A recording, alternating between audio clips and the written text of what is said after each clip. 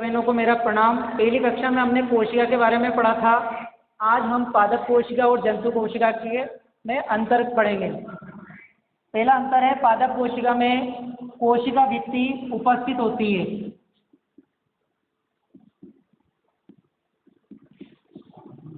कोशिका भित्ति उपस्थित होती है,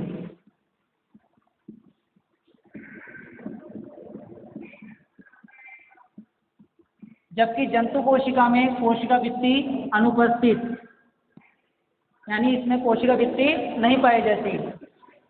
दूसरा अंतर है, पादप कोशिका में हरित लवक पाए जाते हैं,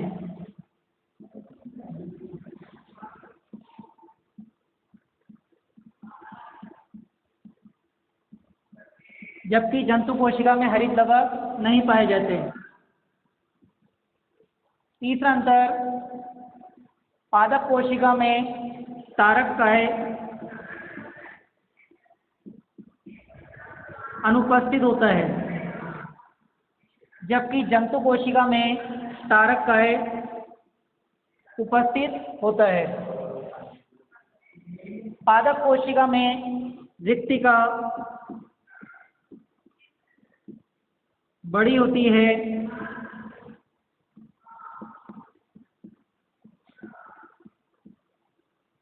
जबकि जंतु कोशिका में रिक्तिका छोटी होती है।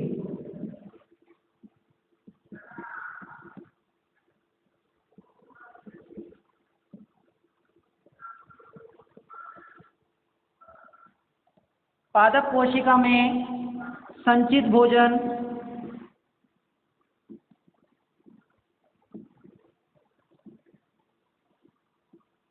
मंड या स्टार्च के रूप में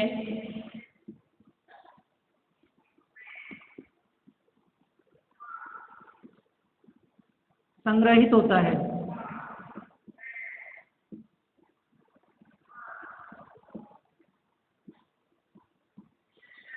जबकि जंतु कोशिका में संचित भोजन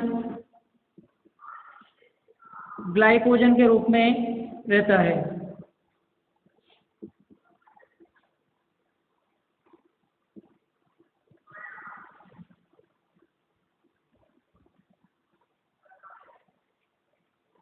पादप कोशिका में गोल्जी काय कम विकसित होते हैं,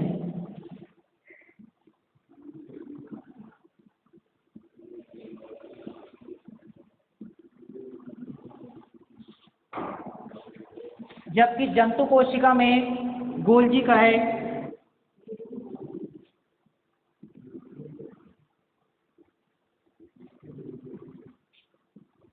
अधिक विकसित होते हैं।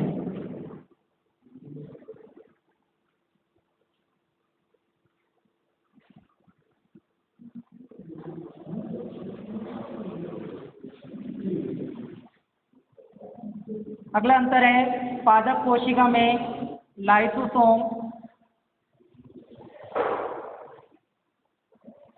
अनुपस्थित होते हैं, जबकि पादप कोशिका में लाइसोसोम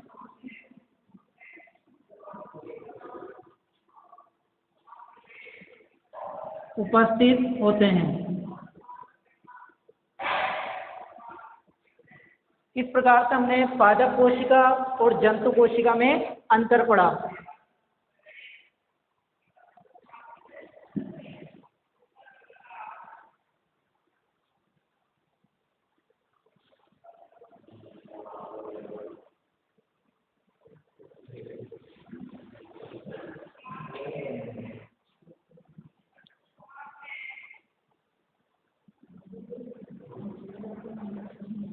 कोशिका के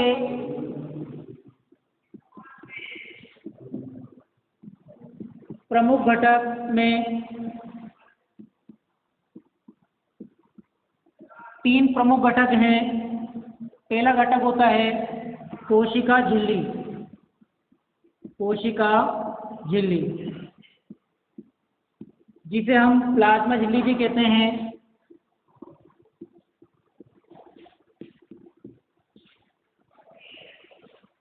दूसरा घटक होता है केंद्रक।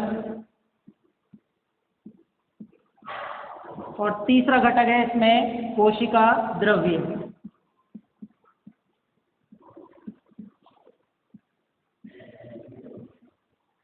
पहले घटक में कोशिका झिल्ली या प्लाज्मा झिल्ली कोशिका की बाहरी वातावरण से रक्षा करती है। पदार्थों का आवागमन भी इसी के माध्यम से होता है।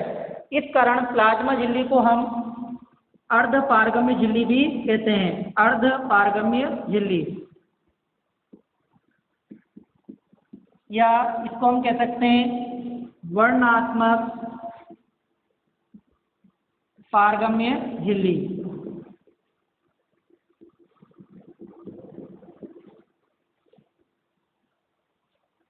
दूसरा होता है केंद्रक, जो कोशिका का नियंत्रण केंद्र कहलाता है, क्योंकि सारी क्रिया केंद्रक के द्वारा ही नियंत्रित होती है। इसी केंद्रक में गुणसूत्र भी पाए जाते हैं। तीसरा घटक होता है कोशिका द्रव्य, जिसमें कई प्रकार के खनिज लवण और विभिन्न प्रकार के कोशिकांग पाए जाते हैं। कोशिकांग में जैसे कि माइटोकॉन्ड्रिया है, गोल्जिका है, लाइसोसोम, हरित लवक आदि इस कोशिका द्रव्य में कोशिकांग पाए जाते हैं। इस प्रकार से हमने पादप कोशिका और जंतु कोशिका में अंतर और कोशिका के प्रमुख घटकों के बारे में अध्ययन किया है।